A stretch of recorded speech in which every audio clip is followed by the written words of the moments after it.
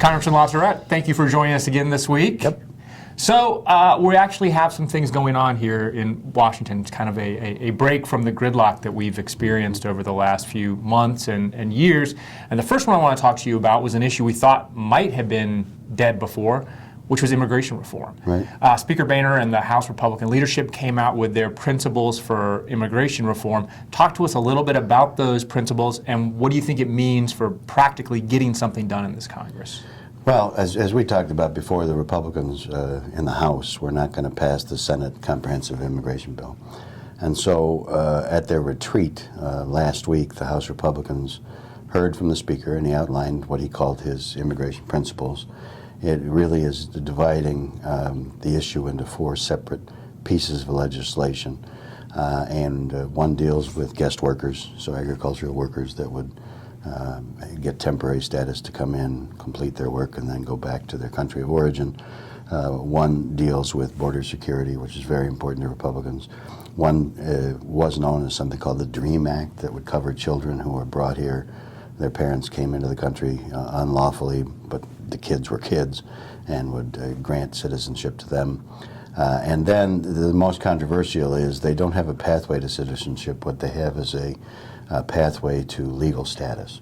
And so if someone who was in the country learns English, pays taxes, pays a penalty, and a couple of other things, hasn't committed any crimes, they can gain legal status and then eventually work towards the goal of citizenship. Now, not surprisingly, it's met with mixed reactions in the Republican Party.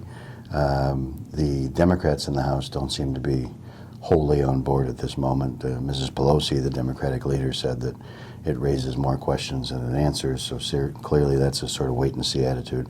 The White House, however, has been kind of handling this in, I think, a thoughtful way. They waited for the principles to come out. They haven't bashed them. And I think that they're looking for a way forward to maybe fine-tune the Republican proposals, but maybe view this as, hey, if we can get half a loaf in this split form of government, that's not a bad deal. So things were looking good until Wednesday when Senate Minority Leader Mitch McDonald came out with a statement saying that it wasn't going to happen in 2014. So you know, he can change his mind, and you could still see some movement, but immigration reform in a form is in a lot better shape than it was. Well, and you know, the conventional wisdom has been that this immigration reform debate divides Republicans, and so somehow it's bad for Republicans as a result.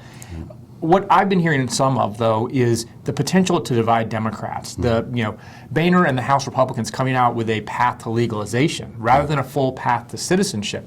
And the president, who before had said he had to have a path to citizenship, when they asked him, would you veto this bill if it reached your desk, said it was too early to prejudge it, which immediately got a lot of folks on the left fired up. Is there a possibility that this difference between a path to legalization versus a path to citizenship could actually divide Democrats over this issue?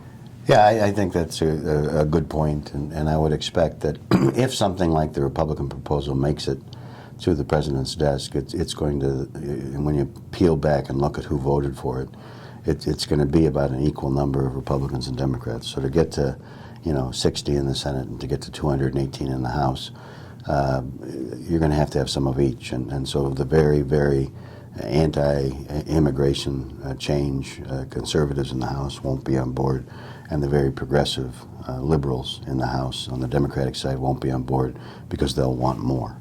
But again, if they're able to thread this needle, it will not be a small accomplishment.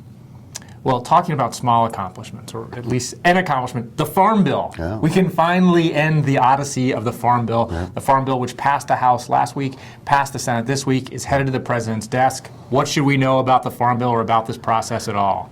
Well, what we should know is it's another good sign that there may be progress in 2014, at least the early part of 2014. The Farm Bill was a 5-year process, and a lot of people declared it dead on arrival, dead, not going anywhere.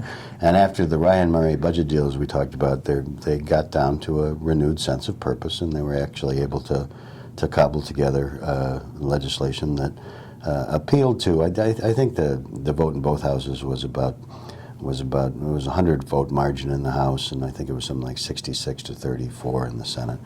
And so good support, but clearly not universal support. Now the critics, again, on the right and left, and this will be the same coalition that they'll be looking for immigration, I think. The critics on the right say, well, we continue to spend too much money in the food stamp program. Those on the left say, well, it cuts the SNAP or the food stamp program by 1%, and that's too deep a cut, and so forth and so on. So, but I think, again, the good news is that this is the way that things are supposed to work. You're not supposed to get 100% of what you want, and the Farm Bill, again, is a step forward. So as we close one chapter, we're kind of having a Groundhog's Day moment here and bringing back an issue that we've talked about repeatedly and that Congress has grappled with, and that's the question of raising the debt ceiling. Right. Talk to us a little bit about what's going on that front. Mitch McDonald, again, the leader of the Republicans in the Senate, says we're not going to have this fight. Boehner says we're not going to have this fight.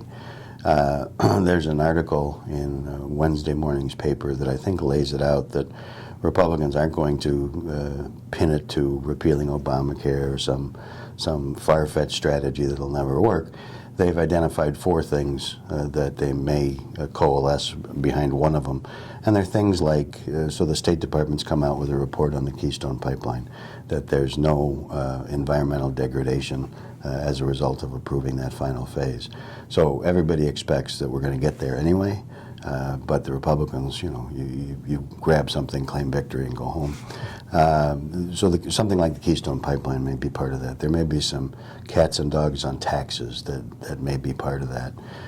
But it's not going to be some, you have to give us a lot of stuff in order to raise the debt ceiling. I think this will be a pretty quiet discussion. A pragmatic approach on an issue like the debt ceiling? Things are coming What a novel concept here in D.C. Things are coming along. This is crazy.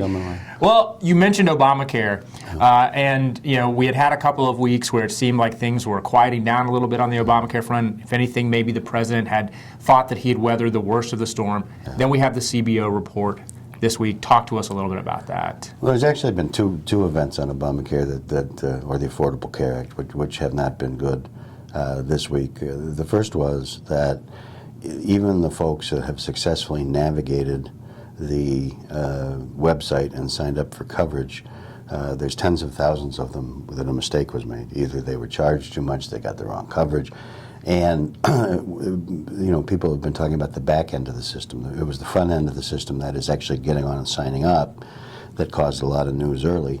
But people acknowledge that the back end is still going to be a problem. And the back end is a problem in that you got all these people who have signed up and there's something wrong with what they signed up for, that can't get their appeals heard or can't get a final decision. So that's one black eye. But that wouldn't have been so bad. But then the Congressional Budget Office came out this week, which is the nonpartisan body that looks at legislation, looks at the horizon and issues forecasts. It's not driven by who's in charge. It really is a nonpartisan, bipartisan group. And they issued a report, which we link in our Week in Review this week, if anybody wants to read the whole thing. It says by 2017, as a result of the Affordable Care Act, there will be 2 million less people in the workforce. And so now what you have going on is the Republicans are saying, we told you it was bad for the economy. And there was rather a tortured press conference down at the White House on Tuesday where they trotted out the head of the president's economic advisors. And he, the problem is he's an economist. I mean, economists are fine people, but they're not public spokespeople. They're not Jay Carney. And he was basically making the pitch that the economy is going to be better because you're going to have 2 million less people with jobs or who work reduced hours.